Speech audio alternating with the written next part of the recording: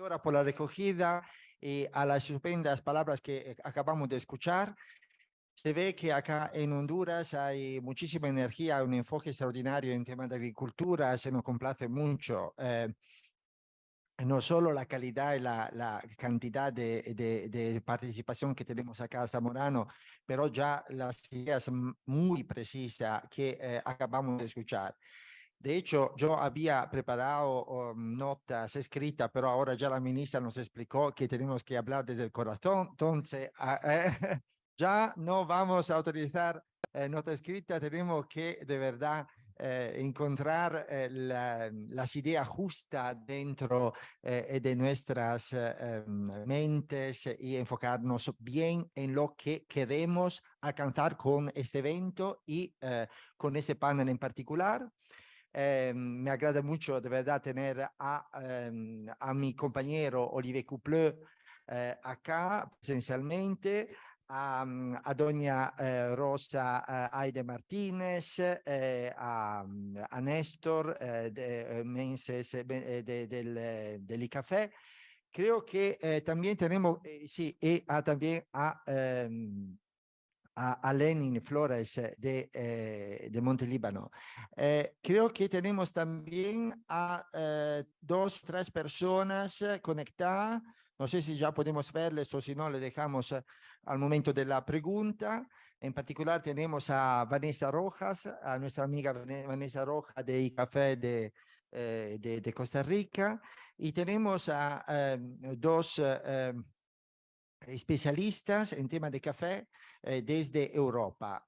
Tenemos a Anne-Laure Berland, que es una facilitadora de la Task Force establecida por la Organización Internacional del Café para desarrollar prácticas y soluciones en temas de debida diligencia. Y tenemos también al consultor Chana Guavardena, que nos va a explicar el trabajo que él va a desarrollar acá en Honduras en particular, pero dentro de un programa que es global, que de una manera va a tomar Honduras como caso piloto, como lo va a describir él. Pues yo, después de la palabra de la ministra, imagino que acá todos lo saben perfectamente de lo que estamos hablando. Entonces estamos hablando de sostenibilidad, pero más en manera particular dentro del marco de la relación con la Unión Europea. Ya escuchamos que tenemos un acuerdo de asociación entre Centroamérica y la Unión Europea. Escuchamos también que la Unión Europea está desarrollando nueva legislación en tema de deforestación, en tema de trabajo forzoso, en tema de diligencia debida, que va a necesitar que dentro de la cadena haya trazabilidad y haya sistemas de sostenibilidad que reduzcan o eliminen los riesgos de impacto negativo que se producen dentro de la cadena. Ahora, imagino que para unos de nosotros todo esto pueda parecer un poco, que pueda dar miedo. ¿Qué va a pasar? ¿De verdad la Unión Europea está creando toda esa legislación y de verdad como país, como región, podemos cumplir con esas nuevas exigencias? Entonces, ya primera pregunta a mi compañero Olivier, preguntándole cómo está reaccionando Centroamérica a esa ola de legislación que se está produciendo, sobre todo a partir del Pacto Verde Europeo, que es una estrategia que la Unión Europea ya adoptó en 2019. Se están reaccionando con miedo, con aversión o con colaboración. Y además, Olivier, la solución a este tema dentro del marco bilateral va a ser una nueva ola de certificaciones privadas o vamos a necesitar marcos públicos en este aspecto. Muchas gracias. ¿Me escuchan? Sí. Muy buenos días y primero que todo muchas gracias por esa linda corrida. Es mi primera misión en Centroamérica y es realmente un placer poder estar con ustedes. Desafortunadamente la pandemia no me permitió estar antes en su país, pero para mí es un muy grande placer de estar con nosotros.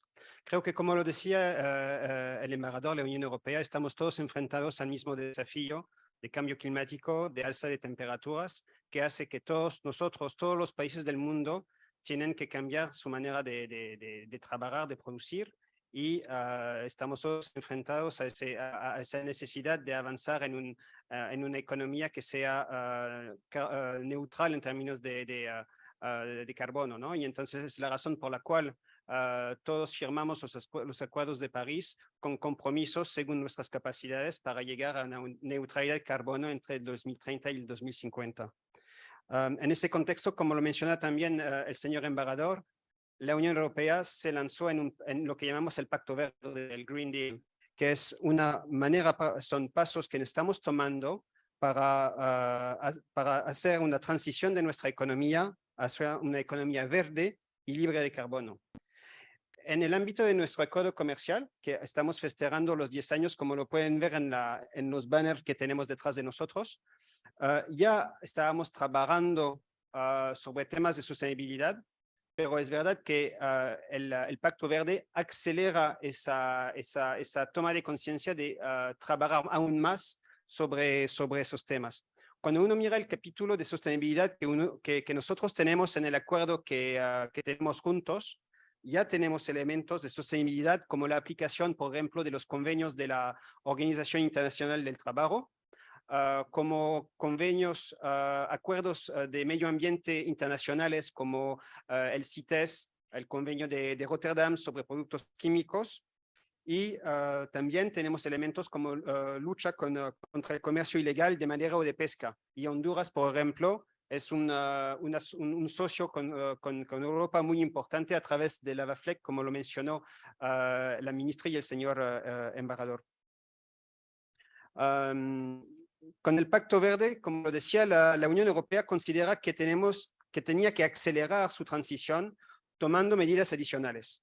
Y en particular sobre las importaciones, porque uno de los problemas es que simplemente no podemos acelerar la transición hacia una economía verde en nuestro mercado interno, pero también tenemos que tomar en cuenta lo que estamos importando de los otros países. Y es importante para nosotros que también en las importaciones que recibimos de los países terceros, esas importaciones respeten también estándares medioambientales y también de derechos humanos. Y en ese entorno, el comportamiento de las compañías a través de todos los sectores económicos es crítico para acompañar esa transición verde y aplicar, como lo decía la señora rectora, los objetivos del desarrollo sostenible de las Naciones Unidas, incluyendo los derechos humanos y medioambientales, así que también una mejor gobernanza corporativa. Centroamérica, para llegar a tu pregunta, Máximo, no se quedó inactiva. Estuvimos haciendo una evaluación ex post de la aplicación del acuerdo comercial entre la Unión Europea y Centroamérica, y hay muchos elementos que pudimos observar en las cadenas de valores agroalimentarias, agropecuarias de Centroamérica. Ya muchos pasos están tomados por diferentes cadenas para justamente poner en marcha ese sistema de sostenibilidad. Estábamos con Máximo en Guatemala, por ejemplo, y tuvimos la oportunidad de visitar plantaciones de aceite de palma, un ingenio de azucarero, y ahí nos mostraron sistemas de monitoreo que están desarrollando para justamente asegurar la sostenibilidad. Hay otros ejemplos que también nos vienen a la mente. En el Expost hay un caso práctico que se hizo sobre el café de Honduras. Hay mucho café orgánico y Honduras es un líder justamente en términos de café. Otro caso que me pareció muy interesante es el caso que hicimos sobre el tema de acuacultura alrededor del Golfo de Fonseca, y las empresas que exportan hacia Europa ya llegaron a niveles de sostenibilidad muy importantes. Tenemos un caso específico también interesante sobre el problema de aceite de palma y deforestación en Guatemala, y las grandes empresas que hacen parte del gremio Grepalma han tomado medidas con sistemas geosatelitales que permiten demostrar que en vez de deforestación hubo un incremento del rendimiento de la producción. O sea que muchos pasos están tomados por bastantes cadenas de valor, pero sigue, se necesita en otras cadenas de valor mucho trabajo. El sector del café, por ejemplo, es más complicado para poner en marcha un sistema de trazabilidad, porque hay muchos agricultores, muchos intermediarios. Entonces, en ciertas cadenas de valor va a haber un desafío en poder modernizar la organización de la cadena para permitir un sistema de trazabilidad. Sobre tu pregunta en relación con los marcos privados públicos, si lanzamos sistemas de debida diligencia es que consideramos que los sistemas voluntarios privados no eran suficientes. Son necesarios, los mercados europeos los requieren y cuando ustedes van en un supermercado europeo que quieren comprar banano, todos los bananos tienen el pequeño sello Rainforest o UTZ o todo ese tipo de certificados, pero no es suficiente y es la razón por la cual la Unión Europea está lanzando esos sistemas de debida diligencia para permitir también un mejor control.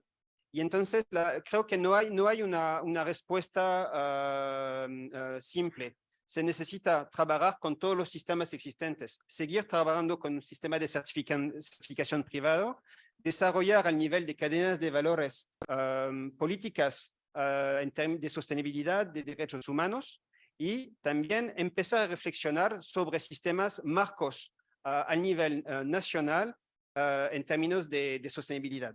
Y yo diría que en Centroamérica, que para mí es uno de los mejores ejemplos en Latinoamérica de integración regional, de pronto también tener una reflexión de un sistema común de sostenibilidad a nivel regional, al nivel de SIECA. Y ahí pararía. Muchas gracias, Máximo. Muchísimas gracias, Olivier. Sí, como lo explicó nuestro embajador, de hecho, hay una entrega de nuestra delegación en Honduras a apoyar esos procesos y también vamos a operar dentro del marco regional. Pero eso, digamos, es un mínimo, una mínima parte de lo que hay que hacer, ¿no? La contribución de la Unión Europea. Pero la cosa que va a hacer la diferencia es la movilización de los gremios, de los productores, de la convergencia de las prácticas. Y por eso estamos acá para desarrollar esa dinámica que nos puede ayudar a todos de alguna manera. Y muchas gracias, Olivier. La próxima pregunta sería ya en tema de café. Van a ver que hay varias preguntas en tema de café dentro de este panel, porque como lo explicó Olivier, de verdad es un gremio bastante complicado y esencial para la región, esencial dentro del marco de nuestra relación bilateral con Centroamérica. Y buenos días, Vanessa, que encanto verte siempre. ¿Qué tal en Heredia? No sé si se está hablando desde Heredia o otro lugar. Vanessa Rojas es la responsable de sostenibilidad para el ICAFE. ICAFE es el gremio, la organización público-privada que tenemos en Costa Rica. Y entonces, Vanessa, claramente la reputación de ICAFE de Costa Rica. Muchas gracias sí, por la oportunidad de compartir esto también con ustedes. Bueno, creo que también para poner un poquito en contexto, tal vez los que no conocen muy bien cómo funciona la actividad cafetalera en Costa Rica, nosotros tenemos la particularidad de que tenemos una ley única en el mundo que regula de forma equitativa las relaciones entre todos los actores de la cadena. Entonces, justamente ahí es donde entramos nosotros como ICAFE. Nosotros somos ese ente rector que cumple, ¿verdad? Que procura que se cumpla esta ley. Entonces, creo que una de las particularidades y que también nos ha ayudado a trabajar todos estos temas es justamente esa institucionalidad que tenemos desde el ICAFE, porque entonces nosotros logramos agrupar cada uno de los eslabones, ¿verdad? Tanto productores, la relación de ellos con los beneficiadores o los que procesan el café y así también con los que ya hacen la parte de exportación o torrefacción.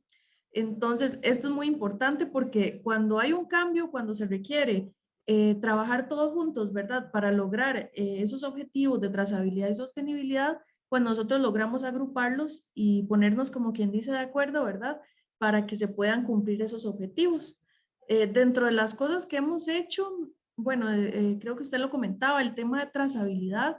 Este ha sido un tema interesante porque parte de la ley, justamente siempre hemos tenido, por ejemplo, que los beneficios de café tienen que reportar al ICAFE, por ejemplo, cuánto café están recibiendo de los caficultores. Entonces, es algo que ya hemos hecho durante muchos años porque así estaba estipulado en nuestra ley.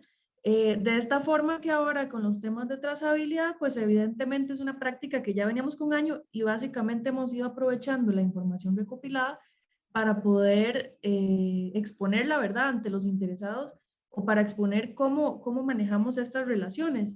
Este digamos que es solamente uno de los temas y yo creo que parte de lo más importante aquí es que siempre desde ICAFE nos hemos preocupado por ir viendo qué es lo que estamos haciendo bien, pero también, y muy importante, qué es lo que estamos haciendo no tan bien. Entonces, un primer paso me parece que también le puede servir de experiencia o tal vez para otros sectores o incluso otros países, es ese tema de estar revisando, ¿verdad? Hacer, como diría usted, una debida diligencia, qué necesitamos mejorar.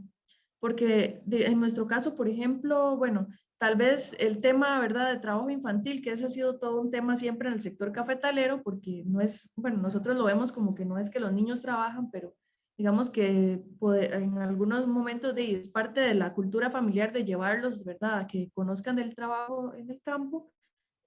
Bueno, tal vez teníamos que mejorar esta parte. Entonces, ¿cómo mejorar esta parte? Bueno, desde hace algunos años se inició con un proceso de desarrollo de un proyecto que le llamamos Casas de la Alegría, que es para que entonces todas estas familias, ¿verdad?, de recolectores de café que traen niños, ¿verdad?, son familias, puedan dejar a los niños entonces como una casita donde van a recibir alimentación y de cierta forma esto garantiza, ¿verdad?, que no van a estar en la finca, aunque no estén trabajando, pero van a estar en un lugar seguro y sus papás van a poder concentrarse en el tema de recolección.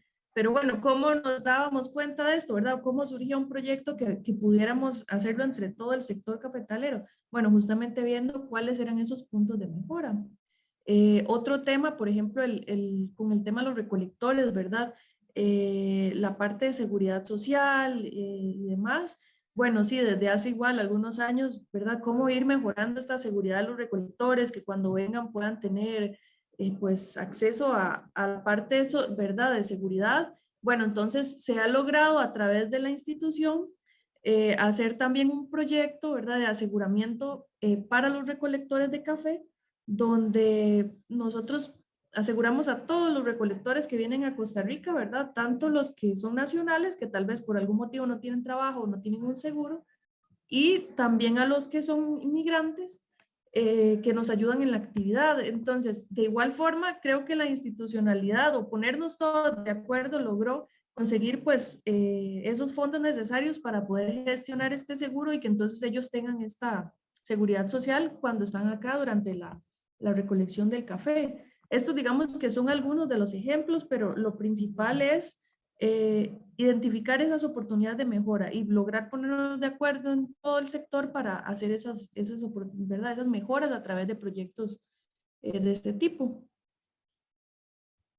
Muchísimas gracias, Vanessa, y claramente por haber hablado y conversado con Vanessa y otros colegas de café.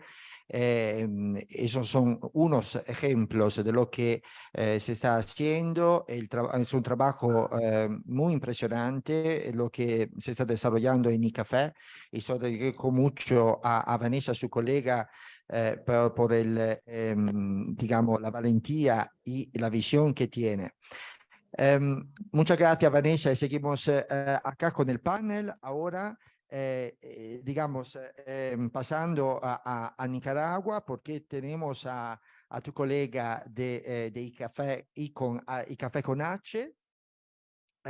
Tenemos a don Néstor Meneses, que, digamos, de ICAFE, y a don Néstor, gustaría preguntar, digamos, basado en lo que acabamos de escuchar, el tipo de gremio de institucionalidad y de interrector que tenemos acá en Honduras, ¿qué está desarrollando? ¿Qué puntos de fortaleza tiene? Y sobre todo, ¿cómo se maneja el aspecto gremial? La relación de alianza público-privadas y también con los socios internacionales. Muchas gracias.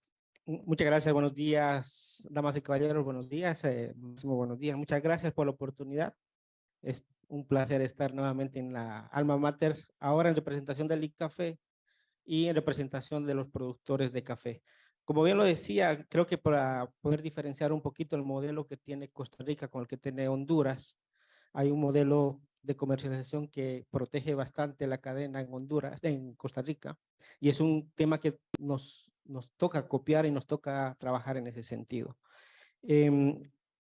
Con el conocimiento que todos tenemos de que el rubro café es el principal rubro agrícola de Honduras, creo que hemos avanzado bastante, pero el reto de sostenibilidad es grande y en varios aspectos. En el tema social, estamos trabajando y los retos que ya lo compartió la colega, hemos trabajado conjunto la OIT para establecer un sistema de cumplimiento social que enfoca 11 normas y con 3 pilares. El primer pilar es el cumplimiento social y ético, que abarca normas como el cumplimiento de leyes, compensaciones laborales y beneficios, las jornadas del trabajo, el no al trabajo infantil, cómo reducir este tema que es muy sensible, la no discriminación, reducir o liberar el tema de acoso y el trabajo forzoso y la libertad de asociatividad. Un segundo pilar en el que estamos trabajando es las condiciones de trabajo, salud y seguridad en el trabajo. También otro proyecto con OIT en el que hemos incorporado estos temas que no estaban de alguna forma en el ideario de la institución y lo hemos incluido. Y el tema de seguridad social, medio ambiente y un tercer pilar con el tema de comercialización. Entonces, hay varios temas y nosotros como estrategia de institución estamos apostando en los 3 pilares para producir un café con responsabilidad y que ese sea el que nosotros lanzamos al mercado. Responsabilidad social con estos pilares que ya les he comentado. En el tema de la responsabilidad ambiental, además de la medición de huella de carbono que estamos haciendo, el trabajo para no presionar la frontera agrícola y no permitir la deforestación y trabajar por una no deforestación. El incremento de los sistemas agroforestales como modelo productivo. Honduras tiene la ventaja y tenemos, creo, esa fortaleza de que el 90% o más de nuestro parque cafetalero está con sistemas agroforestales bajo sombra. Y estas zonas cumplen varios roles dentro de los ecosistemas. Son las zonas de café, posiblemente las que menos se queman en las épocas de incendios y la que se va poco a poco haciendo esa zona de amortiguamiento para evitar el crecimiento de la frontera agrícola a zonas más altas. Estamos trabajando también para ver qué modelos podemos trabajar para reducir los efectos de gases de efecto invernadero, la emisión de gases de efecto invernadero y la contaminación puntual que puede producir la producción de café, ¿no? Llámese manejo de pulpas, aguas mieles, que en algunos casos sí son temas prioritarios en algunas zonas del país y que estamos trabajando en ello. En temas de producción sostenible, como lo planteaba usted, el 39% del café que se produce y se exporta de Honduras tiene algún sello de sostenibilidad, ya sea café orgánico, café con Rainforest Alliance, UTZ o combinación de estos. Entonces, un 39% de nuestro café de alguna forma está enfocado a producción responsable. Ahora bien, la observación que hacía el amigo es que posiblemente estos sellos ya no son suficientes para la confianza del mercado y hay que trabajar en esquemas nacionales propios que nos permitan garantizar y tener ese sistema de trazabilidad. En cuanto a trazabilidad, sí creo que el reto es mayor por lo que estábamos hablando, la estructura de la cadena. Tenemos entre 100 y 105,000 productores que registran año con año su cosecha. Y ya son más de 120,000 productores que han registrado del 2000 para acá, que tiene el registro del café. Pero llevar una base, una trazabilidad de toda esa masa de productores. Tenemos más de 700 intermediarios inscritos y casi 100 exportadores inscritos. Es una cadena grande, es una cadena que mueve bastante producto. Entonces es un reto bastante grande. A pesar de ello, el rubro café posiblemente es el rubro que tiene más estadísticas, más información del rubro en el país, pero aún así estamos en otros tiempos donde se necesita información digitalizada, necesitamos información, plataformas que nos ayuden en la transparencia y en el manejo de información. Entonces, es satisfactorio escuchar que se va a hacer el censo agrícola. Ojalá esto pudiese ser una realidad en el corto plazo, porque esto para nosotros es importante. Venimos luchando desde hace mucho tiempo nosotros para hacer también el censo cafetalero que nos ayude a tener esa base de información con la que podamos trabajar y tener un sistema de trazabilidad bueno. ¿Por qué es importante ese sistema de trazabilidad? Un tercer elemento que estamos trabajando es el producir café con responsabilidad comercial. Y eso implica tener un modelo como el de Costa Rica, con un modelo de comercialización interna transparente, justo y corto, lo más corto posible. Hoy en día la cadena, la comercialización en Honduras es muy larga. Hay muchos pasos que va desde el productor hasta el exportador. Hay demasiadas manos que entran ahí. Y cada eslabón se queda con una parte del dinero. ¿Cómo hacemos? Ese es un tema de responsabilidad comercial. ¿Cómo hacemos para reducir la cadena? Y un sistema de trazabilidad nos va a ayudar bastante a ello. En temas de sistema de responsabilidad comercial, también cómo ayudamos a los productores para que puedan producir de forma rentable, aprendan a manejar sus finanzas, pero eso implica también que tengamos oportunidades de acceso a insumos a buenos precios para los productores, porque si no, el rubro café tiene una amenaza por el precio. Cada vez los insumos más altos, cada vez el precio más bajo del café. Y solo para prueba, este año que acaba de pasar, a pesar de que redujimos casi 1,5 millones de quintales en producción, fue el año que más ingresos generó el café por exportaciones, 1.450 millones de dólares, porque el precio estaba muy bueno. Entonces, creemos que hay que trabajar en esa responsabilidad y sostenibilidad comercial, no solamente en Honduras, sino con el mercado para el reconocimiento del precio, y esto al final se traduzca en mejores ingresos para los productores, porque si no, no va a ser rentable.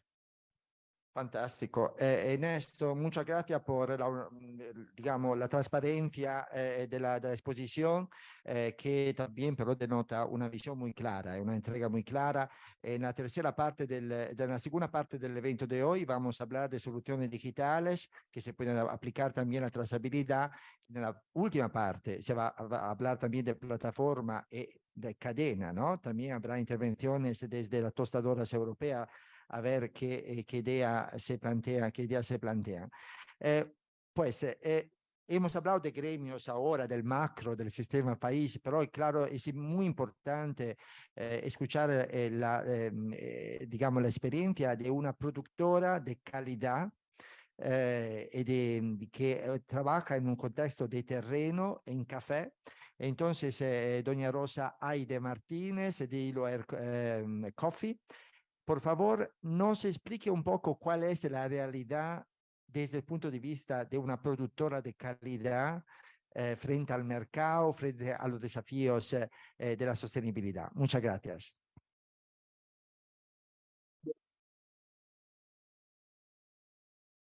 Gracias.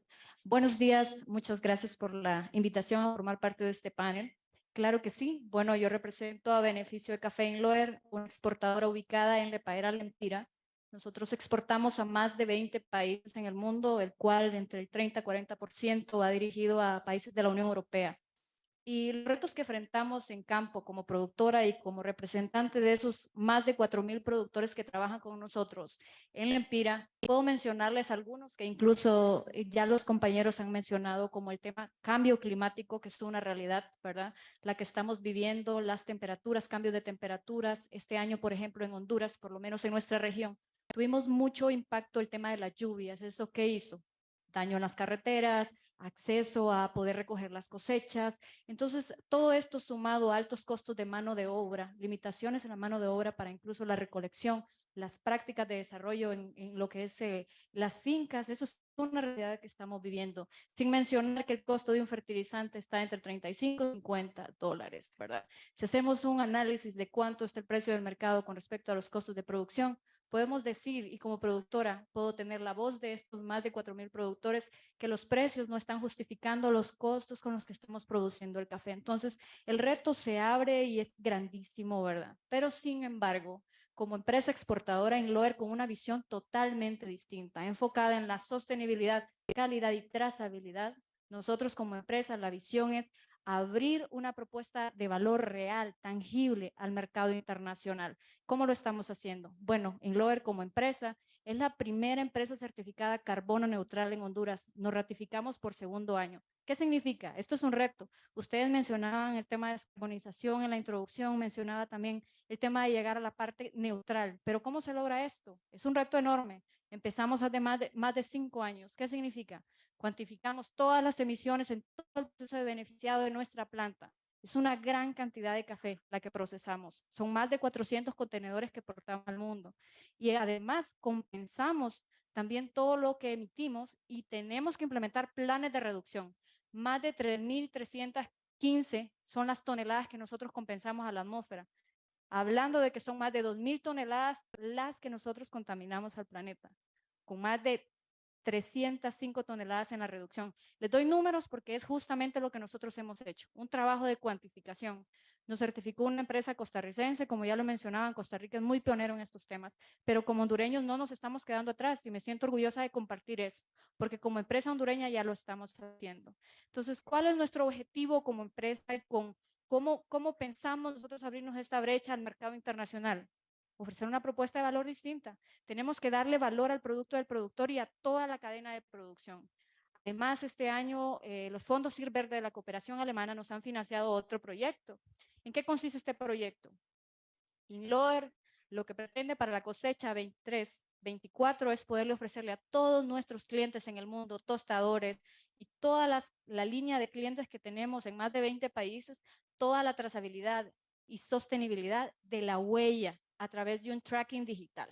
Entonces, es llevar esto a otro nivel. Honduras tiene muchísimo potencial. Tenemos mucha gente con capacidades a nivel de estudio, a nivel de los equipos de trabajo, INLOER, con su equipo profesional, con todo el respaldo de los productores, lo que vamos a realizar es la cuantificación de toda la huella desde campo, ¿verdad? Sumado a toda la huella que nosotros tenemos ya cuantificada por la carbono neutralidad, porque nosotros llegamos hasta puerto de destino en cuantificación de huella, compensación y reducción.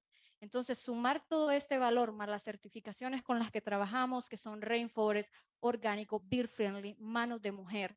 La integración de la mujer es fundamental, el empoderamiento. Tenemos un grupo fuerte de mujeres con las que estamos trabajando y estamos desarrollando ese empoderamiento principalmente económico en darle valor a su café.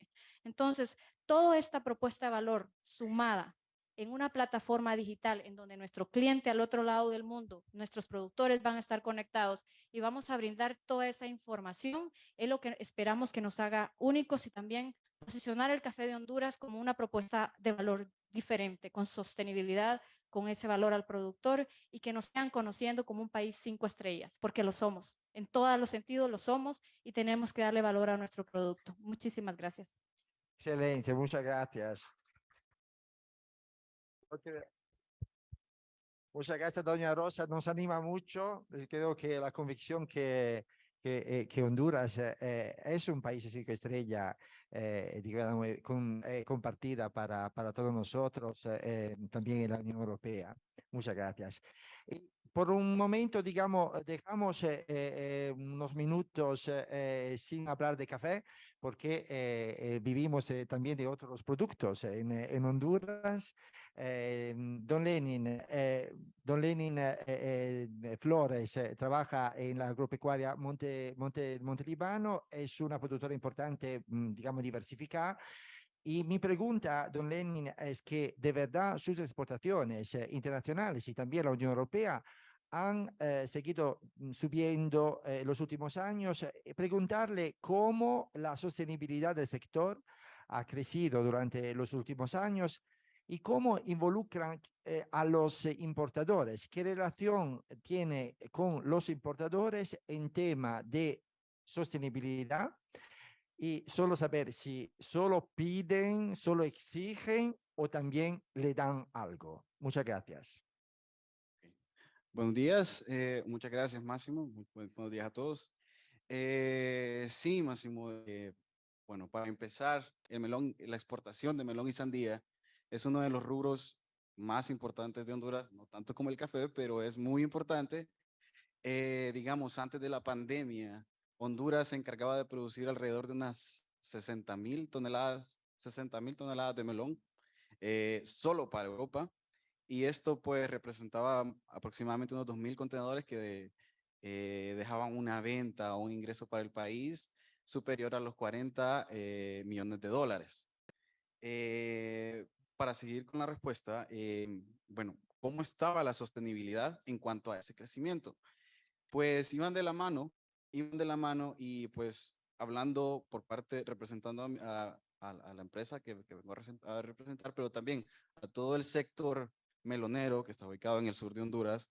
Yo sé que toda la industria está enfocada en una producción y un desarrollo responsable y sostenible, con enfoques en sostenibilidad ambiental, económica y social que puedan impactar en la zona de influencia, que es básicamente el área de Choluteca y Valle principalmente. Bueno, quisiera dar un par de ejemplos sobre estos aspectos. Para empezar, sobre la sostenibilidad ambiental, pues el melón es un cultivo extensivo, se produce a campo abierto y tiene muchos requerimientos climáticos y agronómicos que lo convierten en un reto muy grande para producir y así de la misma manera requiere actividades que sean contundentes para poder realizar su producción de manera estable y sostenible. Algunas de estas actividades que se realizan pues son algo básicas, pero son las que marcan la diferencia en sostenibilidad, como el manejo de los desechos sólidos, también la conservación de las abejas, que juegan un papel fundamental durante la estadía de floración de la planta, que dura 2 días aproximadamente, y algunos que son mucho más importantes, como el manejo del agua. Pues el melón es un cultivo que se produce en un verano de zonas áridas y en suelos donde normalmente son arcillo-arenosos. Esto representa una demanda bastante alta de agua, sin mencionar el agua que se requiere para darle la post cosecha. Entonces, ¿qué pasa? Digamos, Monte Líbano, Agropecuaria Monte Líbano, durante su historia ha tenido una estrategia de cosecha de agua, digamos que es uno de los pilares fundamentales en sostenibilidad de la empresa, y ha producido o ha construido en su historia 8 lagunas que representan un área de 85 hectáreas superficiales y cosechan 3.5 millones de metros cúbicos de agua. Esto es para cubrir aproximadamente el 60% de su necesidad de agua para la producción y pues también al controlar el agua también tocamos otros aspectos como garantizar la inocuidad del producto final.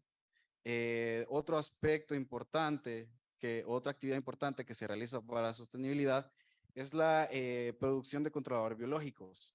En la producción de melón se utilizan muchos, algunos como bacterias y hongos de beneficio.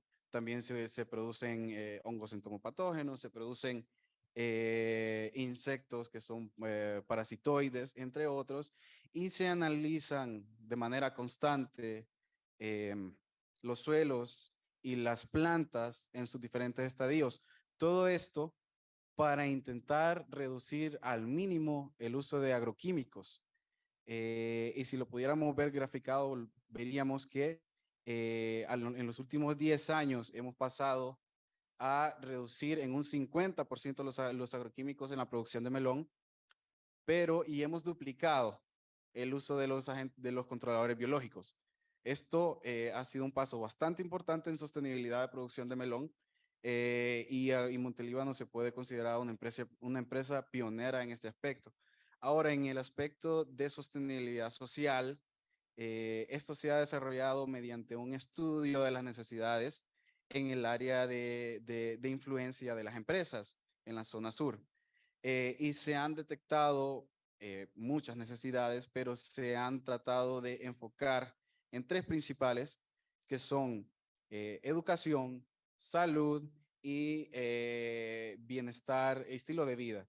Entonces, dentro de estos macro aspectos, existen programas y existen cientos de actividades que se realizan con las comunidades, con todo el sector sur, y actividades que se miden con normas que son normas estándar, que son internacionales, para poder asegurarnos de que lo que estamos haciendo está siendo efectivo, tiene un impacto real. Y esto se ha demostrado con muchos números. Hay aspectos que se han mejorado, como la malnutrición infantil, la equidad de género en el trabajo, la seguridad alimentaria, entre otros. Entonces, aterrizando un poco en la pregunta, ¿cómo ha reaccionado el mercado a estas tendencias eh, formas de sostenibilidad que ha implementado la industria del melón? Pues el melón en algunas de sus variedades es considerado un commodity y su consumo es históricamente estable, y también se rige por algunos parámetros socioeconómicos, que desde la pandemia, pues la tendencia ha sido a una reducción del consumo de este tipo de frutas, que en Europa se consideran como un exótico, pero también han tenido un incremento en su valor. Ahora, este incremento no ha venido a complementar el excesivo incremento en costos que ha tenido la producción de melón, que pues es resultado ya sabemos, de la situación política que está sucediendo en el este de Europa. Y finalmente, ¿cuál es la intervención de los importadores? ¿Cuál es la intervención del distribuidor? Pues en realidad los intermediarios se han visto bastante limitados, porque siguiendo tendencias de consumo de los grandes exportadores de melón hondureño, que son Alemania, Holanda e Inglaterra, ellos han migrado de consumir este tipo de productos anteriormente enfocados en alta sostenibilidad y un valor nutritivo, a enfocarse un poco más en el valor económico como tal, en otras palabras, buscando un producto un poco más barato. Entonces, actualmente, para concluir, con la situación actual del mercado y la presión económica que existe, yo podría decir que el mercado europeo no está pagando el valor que representa producir un melón hondureño bajo altos estándares de sostenibilidad, y por ende también poniendo en riesgo de alguna manera la sostenibilidad de las empresas mismas productoras. Muchas gracias. Pues escuchamos, muchas gracias, don Lenin. Registramos, notamos todo lo que dice. Sí, como bien lo explicó la conjuntura política, histórica, el cambio con el dólar no favorece, digamos, la remuneración económica en ese momento. Lo vamos a discutir más allá. Creo que primero esperar que la solución se mejore, ¿no? En los próximos meses, próximos años.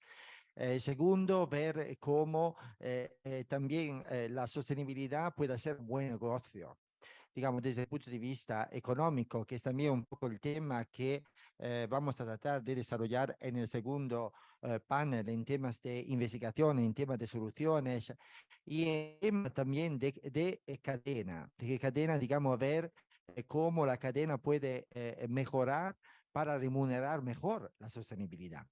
Y acá, hablando de cadenas, vamos a hablar con la señora Hannelore Berland, que es una consultora del fondo del Centro FAO para las inversiones. Vamos a hablar unos minutos en inglés. Espero que eso no le moleste. Tratamos de hacerlo de manera, digamos, de manera despacio. No sé si, Hannelore, can you hear us? Yes, very well. Thank you. Thank Well, you. we'd like to see you. Exactly. We see you bright and shiny. Good morning from Honduras, Hannelore. I just introduced you. Hannelore, thank you very much for being with us from Europe. And I just mentioned involvement in terms of International Coffee Organization and value chain. We would like to hear from you a bit about your work, and also to hear about which trends, which tendencies you see when it comes to traceability and sustainability worldwide. What is gaining traction, and where do you see the biggest pitfalls? Thank you very much, Hannelore.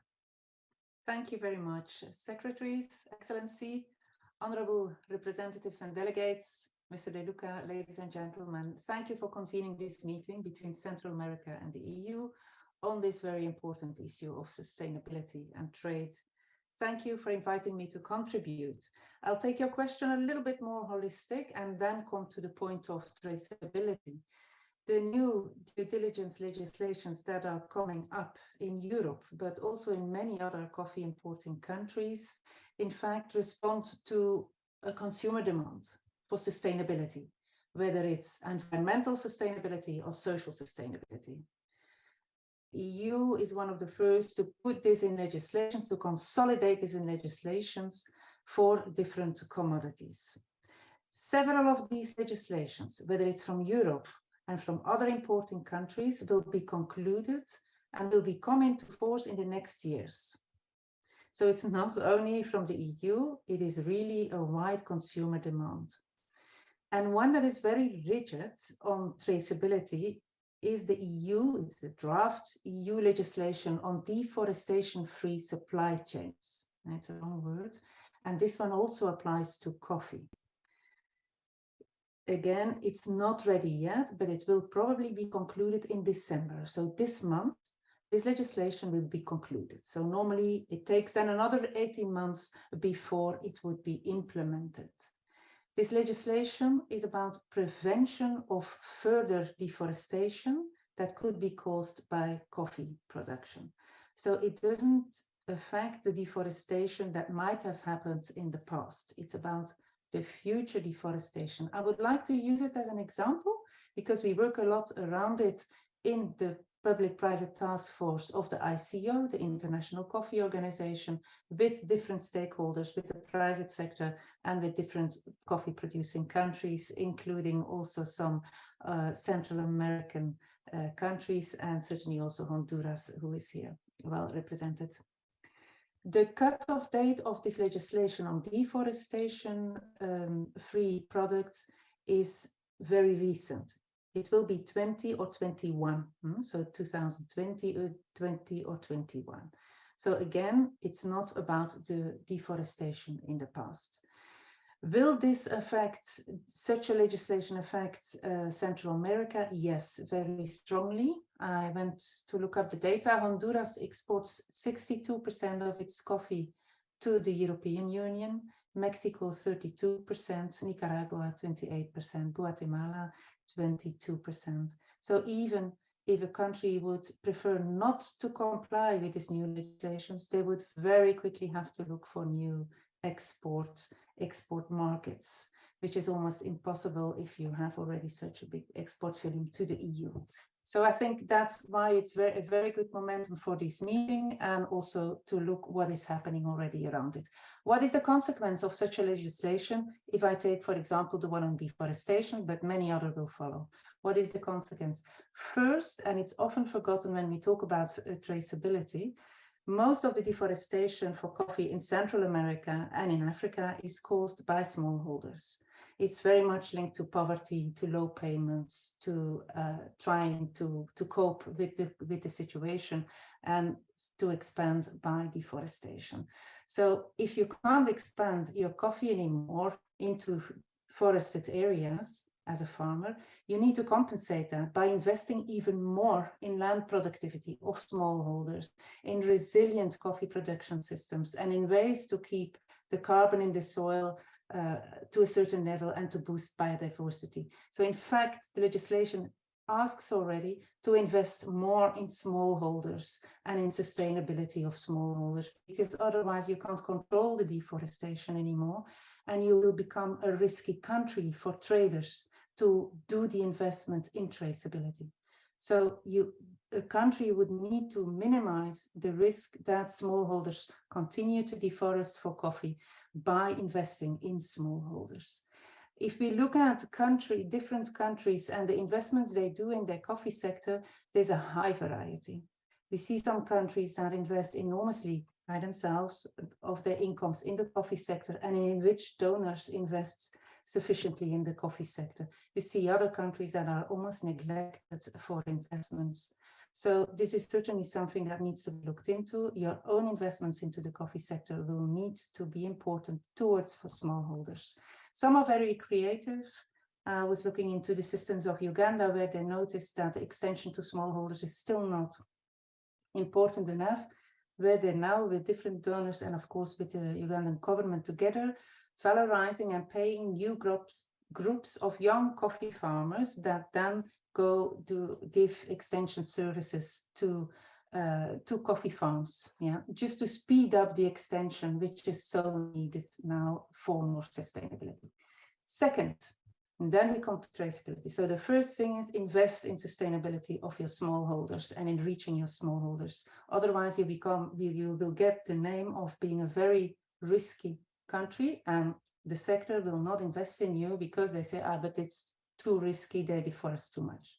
Secondly, the draft EU legislation on deforestation, it's a very rigid one on traceability. So we need to know for that legislation up till the farm level, in a way that it's geolocalized, whether the coffee production of that farm is linked to deforestation in that area. So you need satellite data on forest and on your deforestation, and you need data on every single farm plot to see whether if you cross this information, whether the farm is linked to deforestation. So it means that a private company who puts coffee on the market of EU or who exports coffee from this coffee will that shipment of coffee. This can be a very high number. Tests in Ethiopia saw that for one shipment of coffee exported to the EU, there was coffee coming from 4,000 farmers. So imagine a long list of names of farmers with their geolocalization of where it comes from. That is what the private sector will have to foresee to the EU authorities to check for deforestation. Know that today, on average, about 10% of all the coffee that is imported in the EU is traceable in that way. So we'll need an enormous and a fast scaling up. There are some, I'm still talking about this traceability. There are some challenges with the technicality of monitoring deforestation in coffee. First of all, the deforestation and forest definition of the EU legislation has to be used.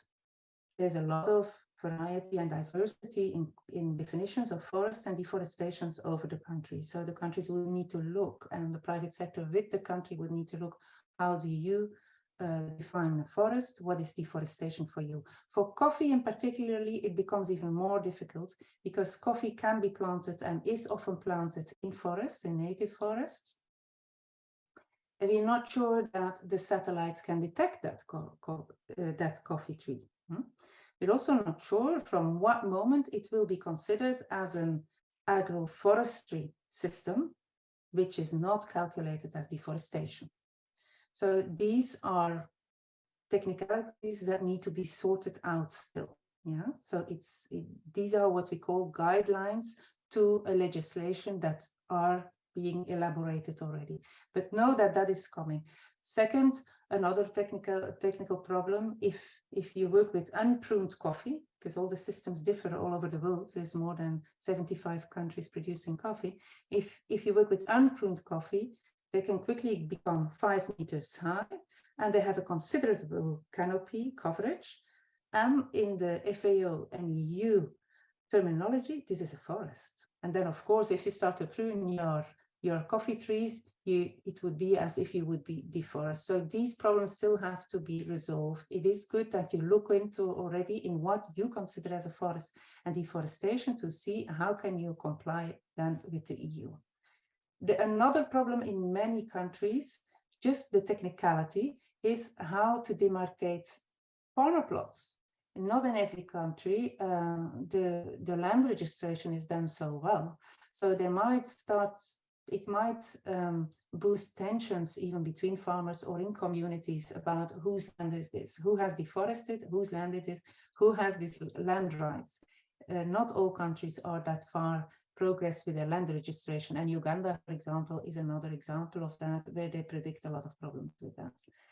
So these are also systems in which you would have to look into, to consider and to assess yourself, how will we go about it?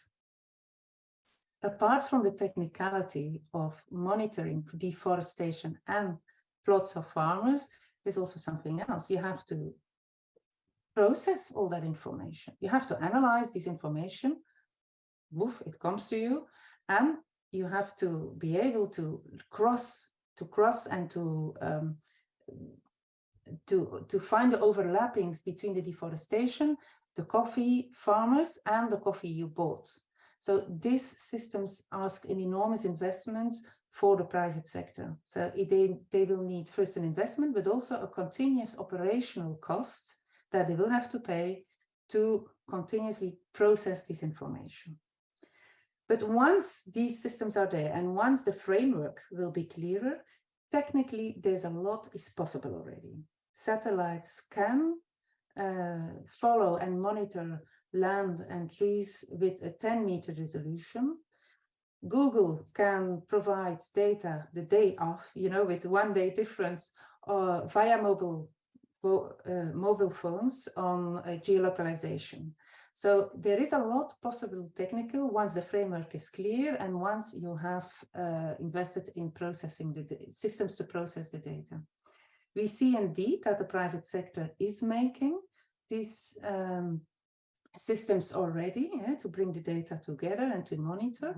The private sector is doing that mostly on their own, so they're all reinventing the wheel, which makes it even more expensive. There's also a lot of tests going on traceability and the implications for coffee and for the coffee sector. And there's also a lot of tests still planned. And we bring the results of these tests also to the International Coffee Organization, to ICO, and their public-private task force. I know of tests in Ethiopia, Brazil, Colombia. What I mean, it's a variety of type of production systems and type of value chains we have. We can also see that in Latin America, of course, there's a lot of consultants and consultancy firms that pop up like mushrooms on this compliance services, that then work with the private sector so that they can come to lists of farmers with their geolocalization and with crossing the information with forestry. But that is just monitoring and traceability. There's another point that is very important and that will not be obvious for coffee is once you have monitored, the farm plots, the deforestation, you have a system to cross-check that, then this information will have to go through your value chain. So you need a chain of custody that every time checks these are the right data and they go with these bags of coffee. Coffee is blended all the time, yeah? So you need a system in your value chain that follows this coffee throughout the value chain. And this is even, I think, more a threat today on how to organize that than the technicalities of tracing forests and farm plots and what is happening on the farm. It's following the coffee throughout the value chain. For coffee value chains and for countries which have quite a good coffee value chain or regions which have quite a good structured value chain, this must be possible. You can work with QR codes. You can also do it in other ways, but we think this is possible. This is also what we see in Brazil, for example, that it will be possible. This is also how specialty coffees can be traced today. But what we see is that in countries with very weak value chains and quite unstructured value chains, imagine 3 or even 5 intermediate traders between the farm gate and the exporting trader or company, then it becomes very, very tricky, of course, and you can't guarantee it anymore. So we see that, for example, in Papua New Guinea, in Uganda, but also in certain coffee areas in Honduras, that this value chain is still quite inefficiently organized, and that simply the value chain will have to be reorganized with less intermediates, with more direct contact between the trader and maybe one in between trader and the farmer. So shorter value chains will be necessary. This asks also an important investment, but it will be necessary. PNG, for example, is already discussing Papua New Guinea, how they can work on that with the EU. So the restructuring will be necessary. This also has an effect on access to finance for farmers, because very often in these less efficient local value chains, the farmers get access to finance, very expensive credit from these informal traders, which would then also disappear. So it would have to go with additional efforts for farmers to have get access to finance. See, I still have one point, yeah. So we talked, yes, we talked already about invest in sustainability with smallholders. Secondly, how technically to organize all this monitoring. Third, how do we get this data through the value chain? Fourth, there's another point. Who will own and manage these data? Yeah, it's a private sector who has to show them when they bring the product on the EU or when they export the product from the EU market. They have to show comes from these farmers, no deforestation. But who owns this data and who manages this data? There's some important learnings there already. And one of these learnings is make sure that it's managed as decentralized as possible, so that if there's coffee that comes from deforested area, that you can reject it or find other solutions for that coffee as soon as possible. If it's mixed within a whole shipment, coffee that has to do with deforestation, the whole shipment will be rejected. So manage it at a low possible level. It's also more empowering for local communities and farmers if you do it at a lower level. Secondly, there's of course a risk that some private companies might create monopolies on data, that they are the only ones that have this information and this data. And then it becomes an asset and they can exploit other actors in the value chain who need this data to get access to this data. They can ask a lot of money for this data.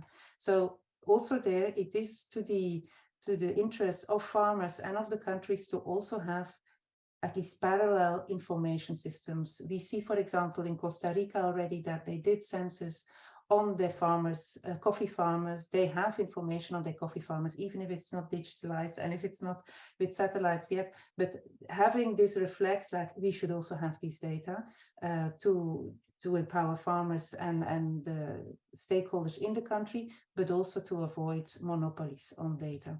All of this is also being discussed in the task force of the International Coffee Organization, and you will get an explanation in detail on how they work on it and what exactly they're doing on this. Thank you very much. Over to you again. Adelore, really big thanks from Zamorano. It was hugely interesting.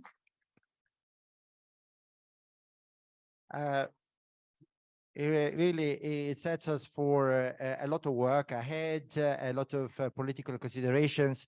And well, I don't want to grab any more time from my side because I don't think that I would ever add as much value. But we still have a few minutes with Chana. I don't know whether Chana can hear us. Hello. And Chana Guntardena is a team leader for the EU study on traceability and audit sharing. Chana, welcome. No estoy seguro si prefieres hablar en español o en inglés, de verdad. Buenos días, Máximo. Puedo hablar en español. Mi español no es bueno, pero sí, ok. Estupendísimo. Entonces, por favor, con usted vamos a cerrar esa sesión. Chana tiene dos filminas. Adelante, Chana, explícanos un poco qué está organizando y cuándo vamos a verte acá en Honduras. Muchas gracias. Muchas gracias, Máximo. Buenos días, damas y caballeros. Es un gran placer para mí ofrecer una breve introducción a nuestro estudio de trazabilidad que la Unión Europea. El objetivo del estudio, ¿quiénes somos nosotros? Somos un equipo independiente de Swiss Consulting, contratado para la Comisión Europea. ¿Y por qué estamos haciendo este estudio? Para comprender mejor el sector café de Honduras, que son socios importantes de las cadenas de valor de la Unión Europea, y para estudiar la factibilidad de implementar soluciones de transparencia y trazabilidad en el sector café de Honduras, posibles beneficios económicos, sociales y ambientales que se pueden lograr el sector café de Honduras a partir de la implementación de soluciones de trazabilidad y alianzas, instrumentos de política y otros apoyos requeridos por el sector café de Honduras para implementar soluciones de trazabilidad.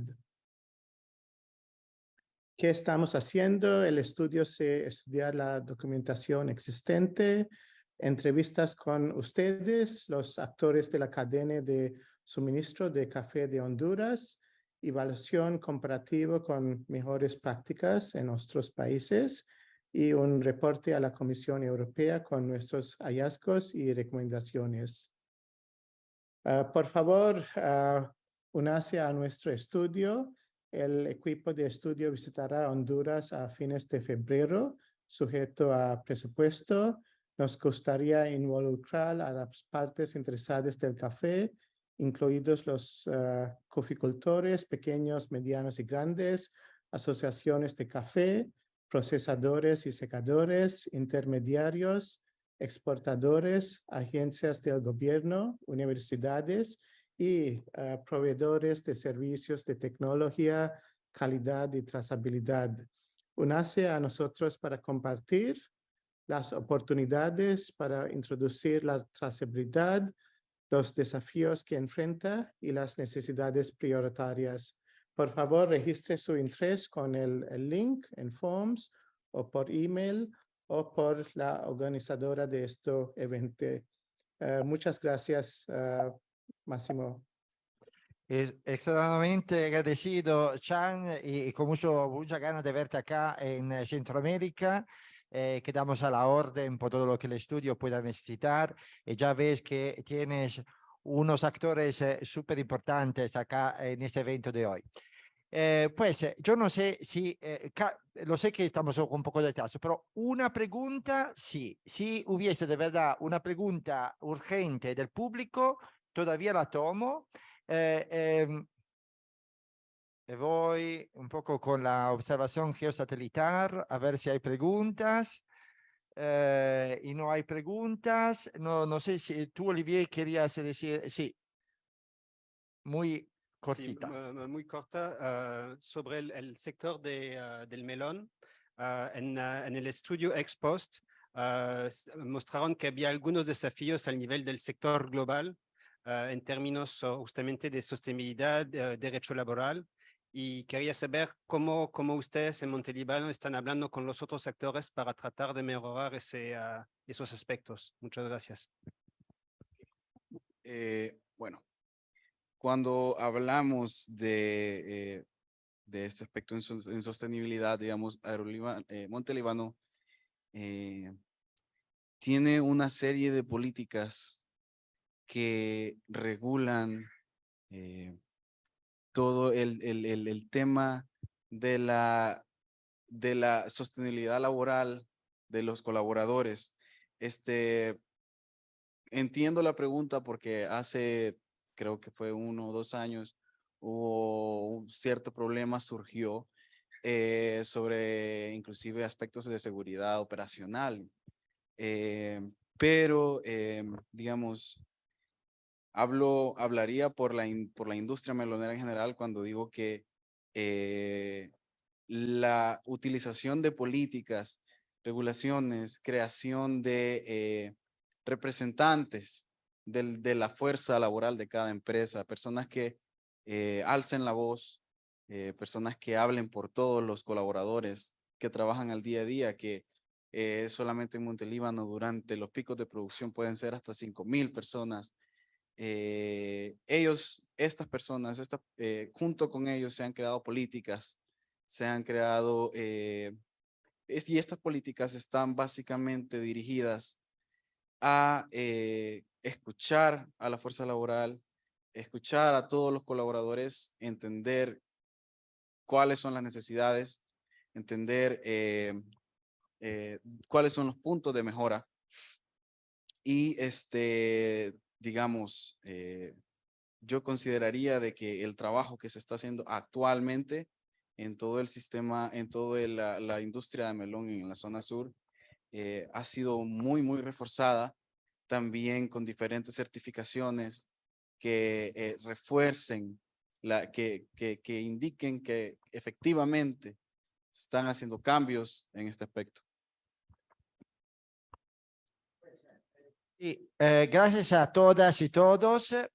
Vamos a seguir con las acciones de la Unión Europea en todo ese tema prioritario para nosotros, para nuestra relación con Honduras y la región.